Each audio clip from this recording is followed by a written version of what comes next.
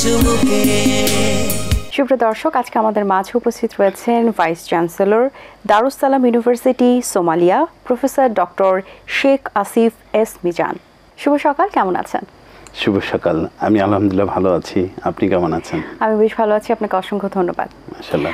আপনি তো সোমালিয়াতে শিক্ষার আলো ছড়াচ্ছেন, সো বাংলাদেশের ক্ষেত্রেও তো শিক্ষার আলো ছড়ানো উচিত এবং শিক্ষার ক্ষেত্রে সংস্কার এবং উন্নয়নের ক্ষেত্রে তো ডেফিনেটলি করা উচিত। সেক্ষেত্রে আপনার মতামত কি? চেষ্টা করে যাচ্ছি সোমালিয়াতে অন্যান্যদের সাথে নিয়ে শিক্ষার আলো ছড়াতে, এবং সেই শিক্ষার আলো যে স্ফুলিঙ্গ, সেটি তো এই বাংলাদেশ থেকেই আমরা চেষ্টা করে যাচ্ছি সারা বিশ্বময় ছড়িয়ে পড়তে এবং ছড়িয়ে দিতে। অতএব বাংলাদেশে শিক্ষার আলো চলছে এবং নিত্য নতুনভাবে আমরা ঢেলে সাজাচ্ছি, কিন্তু আমি মনে করি যে এখনও আমরা কাঙ্ক্ষিত মাত্রায় পুষতে পারিনি। সেজন্য আমাদের আসলে অনেক কিছুই আরও করার আছে। তবে যেখানে আমরা পৌঁছেছি জাতি হিসাবে আমরা গর্ব করতে পারি, কারণ আমাদের এই বাংলাদেশের ছাত্র শিক্ষক সারা বিশ্বময় ছড়িয়ে পড়ছে এবং তারা নেতৃত্ব দিচ্ছে পৃথিবীর দেশে দেশে। অতএব আমাদের শিক্ষা ব্যবস্থা যেখানে আছে আমি অবশ্যই সেটা নিয়ে গর্ব করব, কিন্তু তারপরে বলবো যে আমরা আরও অনেক দূর যেতে চাই। বিশেষ করে আপনি যদি সংস্কারের কথা বলেন, তাহলে জানেন আমাদের যে উচ্চ শিক্ষা ব্যবস্থা আছে, এটা আমাদের জাতির ভীষণ মিট করার জন্য নট এনাফ। আমাদের একজন স্বনামধন্য প্রফেসর, তিনি ইন্তেকাল করেছেন, আল্লাহ তাকে বেস্ট নাসিব করুক। আমি তার সরাসরি ছাত্র ছিলাম, professor doctor Tarek Shamsur Rahman sir. Jahangirnagar বিশ্ববিদ্যালয়ের আন্তর্জাতিক সম্পর্ক বিভাগের চেয়ারম্যান ছিলেন, পিএইচসির সম্মানিত সদস্য ছিলেন। তিনি কিন্তু নিজেও চেষ্টা করেছেন যে উচ্চশিক্ষায় সংস্কার আনতে, এবং এ নিয়ে তিনি পত্রিকায় বারবার লেখালেখিও করেছেন। স্যার যেটা বলতে চেয়েছিলেন সেটা হলো যে আমাদের এই যে তথাকথিত উচ্চশিক্ষা, অর্থাৎ আপনি দেখবেন যে এখানে অধিকাংশ সাবজেক্ট যেখান থেকে লেখাপড়া করে আমাদের ভাই বোনেরা, ছেলেমেয়েরা, ছাত্রছাত্রীরা, তারা তাদের ভবিষ্যৎ গড়ে তুলতে ভীষণ একটা চ্যালেঞ্জের মুখে পড়ছে। সেক্ষেত্রে স্যার যা বলতে চেয়েছিলেন, আমি স্যারের প্রতি শ্রদ্ধা রেখে সম্পূর্ণ একমত পোষণ করছি যে আমাদের শিক্ষা সংস্কার করা অত্যন্ত জরুরি, এবং সেই সংস্কারের যে মূল দিকটি হওয়া উচিত হাতে কলমের শিক্ষা, যেগুলিকে আমরা বলি স্কিল্ড ম্যান পাওয়ার তৈরি করার শিক্ষা এবং উচ্চশিক্ষায় এই যে কোনো যে সাবজেক্ট, আমি সাবজেক্টগুলির নাম বলতে চাই না, কিন্তু আমরা সবাই জানি যে অনেকগুলি সাবজেক্ট আছে যেগুলি মুখস্থ করতে হয়, এবং সেগুলি মুখস্থ করে আবার কিছু ইতিহাস ঐতিহ্য মুখস্থ করে বিসিএস নামক একটি পরীক্ষা দিয়ে এই একটা জায়গায় যদি তারা চাকরি পেয়ে যায় তাহলে সোনায় সোহাগা, আর যদি চাকরি না পায় তাহলে তারা যে নিজে কিছু করবে বা তাদের যে অন্যান্য চাকরির বাজার, সেটি কিন্তু অত্যন্ত সীমিত। অতএব আমরা মনে করি যে উচ্চশিক্ষাকে সীমিত করা উচিত। উচ্চশিক্ষা মানে আমি সর্বোচ্চ শিক্ষার কথা বলছি, মাস্টার্স লেভেল, পিএইচডি লেভেল, এগুলি অত্যন্ত মেধাবী যারা আসলে ইনোভেটিভ নিয়ে কাজ করতে চায়, গবেষণামূলক কাজ করতে চায়, বিশ্ববিদ্যালয়ের শিক্ষক হতে চায়, এরকম সীমিত মানুষের জন্য উচ্চশিক্ষাকে অবারিত রেখে অধিকাংশ মানুষের জন্য হলো কর্মমুখী শিক্ষা, স্কিল্ড ম্যান পাওয়ার তৈরি করার কারখানা আমাদেরকে চালু করতে হবে। কিন্তু আমাদের এখন যে কারখানাগুলি আছে সেটি হলো সার্টিফিকেটধারী উচ্চশিক্ষিত মানুষ তৈরি করা। সুতরাং আমি মনে করি যে এই ক্ষেত্রে ব্যাপক সংস্কারের দরকার, এবং বর্তমান সরকারকে ধন্যবাদ যে তারা অনেকগুলি সংস্কার কমিশন গঠন করেছেন। আমি আরও বেশি খুশি হব যদি আমি দেখি যে উচ্চ শিক্ষা সংস্কারের জন্য একটি কমিটি গঠন করা হয়েছে বা একটি কমিশন গঠন করা হয়েছে, তাহলে আমার মনে হয় জাতি অনেক বেশি উপকৃত হবে। এবং এটি এই সরকারের পক্ষেই সম্ভব, কেননা যখন রাজনৈতিক সরকার আসে তখন তাদের প্রত্যেকটা সিদ্ধান্তই আপনার রাজনৈতিক বোঝাপড়া থাকে, রাজনৈতিক চ্যালেঞ্জ থাকে, বিরোধী দল থাকে, বিরোধী মত থাকে। কিন্তু বর্তমান সরকার হলো আমাদের সকলের সরকার, সুতরাং এই সরকারের সিদ্ধান্ত হলো সকল মানুষের সিদ্ধান্ত। এবং এই সরকার যেহেতু আমাদের সন্তানদের রক্তের বিনিময়ে গঠিত এই সরকার, সেক্ষেত্রে সংস্কারের দাবিটি কিন্তু সুস্পষ্ট।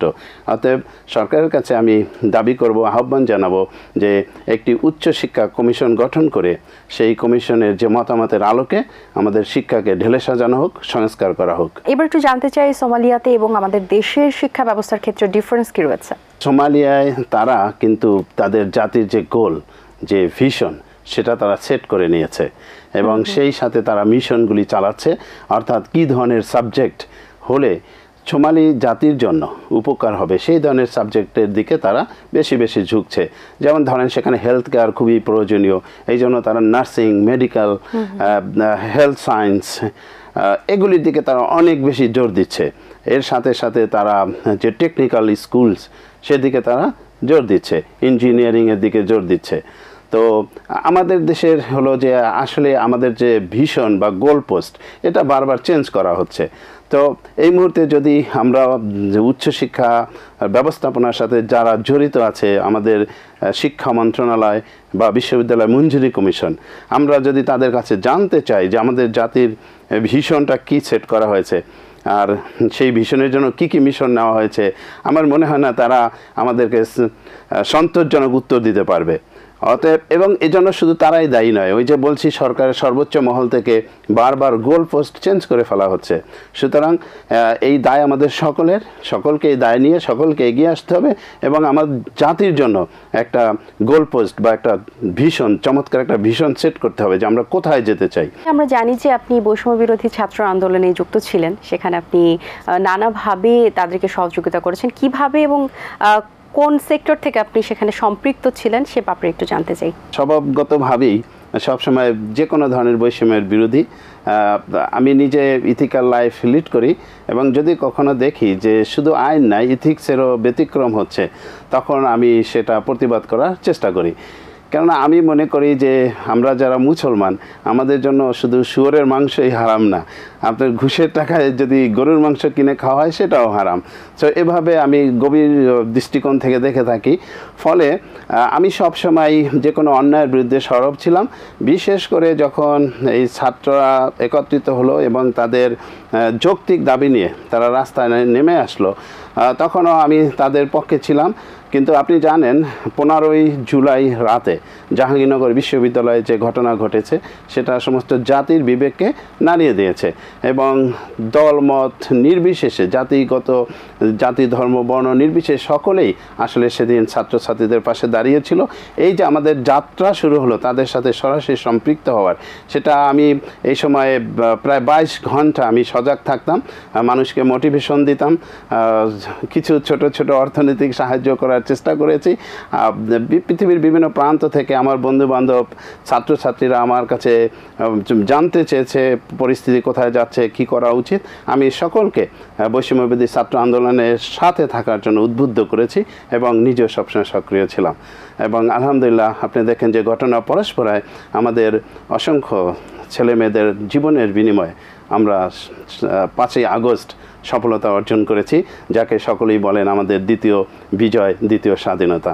এবং সেই সাথে আমরা বিগত সরকারের যে এখন তো দুর্নীতির অনেক খবর পাচ্ছি, সে খবরগুলো কিন্তু বেশ ভয়াবহ। সেক্ষেত্রে আসলে দুর্নীতিমুক্ত বাংলাদেশ গড়তে আসলে কি করা যেতে পারে বলে আপনি মনে করেন? আমরা সব সময় চাই দুর্নীতিমুক্ত বাংলাদেশ। আমাদের দুর্নীতি দমন কমিশনও আছে, কিন্তু আমরা দেখি যে দুর্নীতি দমন কমিশনকে কারা যেন সবসময় দমন করে রাখে এবং তারা কখনোই রুই কাতলাদের দিকে তাকায় না, সবসময় চুনুপুটি নিয়ে তারা ব্যস্ত থাকে।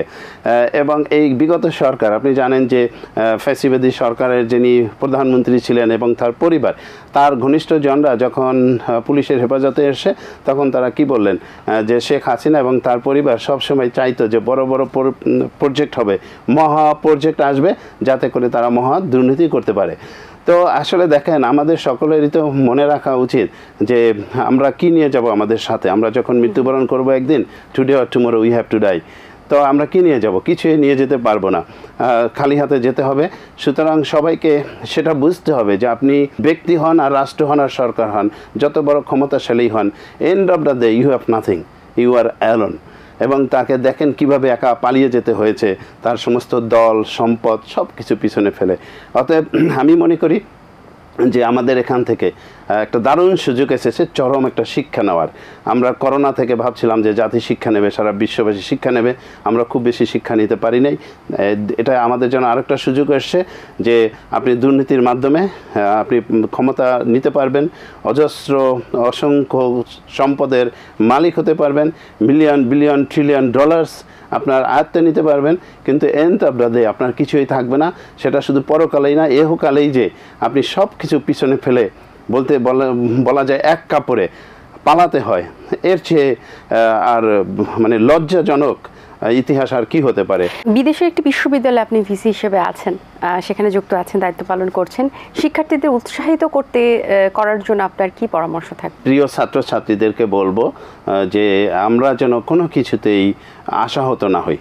আমাদের প্রত্যেকেরই যোগ্যতা আছে, মহান আল্লাহ প্রত্যেকে একটি বিশেষ যোগ্যতা দিয়ে সৃষ্টি করেছে। অতএব আমার নিজের কি যোগ্যতা সেটা আমাকে খুঁজে বের করতে হবে। কিভাবে খুঁজে বের করব? যে কাজ করতে আমি সবচেয়ে স্বাচ্ছন্দ্য বোধ করি, আমার ধারণা আল্লাহ হয়তো আমাকে সেই কাজের জন্যই সৃষ্টি করেছে। তাহলে আমি যেটা স্বাচ্ছন্দ্য বোধ করি সেই কাজে আমাকে সর্বোচ্চ লেভেলের যোগ্যতা অর্জন করতে হবে। আমি যেন সকলের কাছ থেকে একটু ডিফারেন্ট লেভেল অফ স্কিলড হই। আমার যে কাজে আমি পছন্দ করি সেই কাজ। ধরেন আপনি উপস্থাপনা করেন, আপনার উপস্থাপনা যদি অন্য সকলের চেয়ে ডিফারেন্ট লেভেল হয়, তাহলে আপনার কিন্তু সব জায়গায় একটা আলাদা কদর থাকবে, সুনাম থাকবে।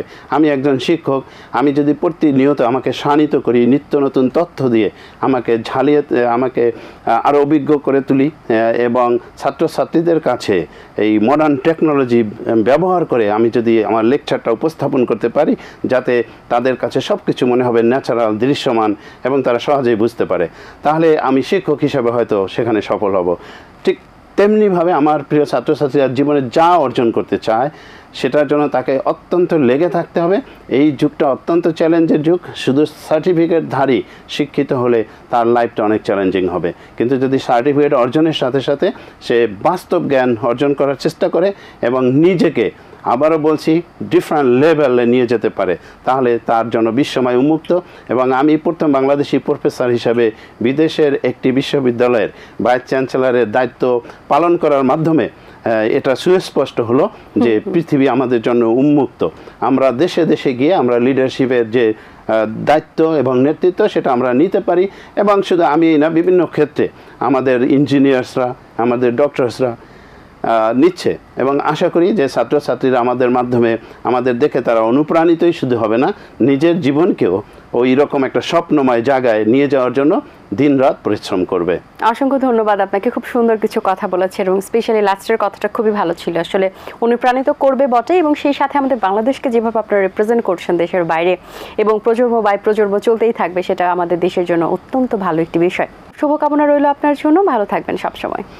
ধন্যবাদ আপনাকেও, ধন্যবাদ চায়ের ঝুমুকে অনুষ্ঠান এবং এটিএন বাংলাকে এবং অগণিত দর্শক শ্রোতাকে আমি সালাম এবং শুভেচ্ছা জানাই। সবাই আমার জন্য দোয়া করবেন, আমিও আপনাদের সবার জন্য দোয়া করছি।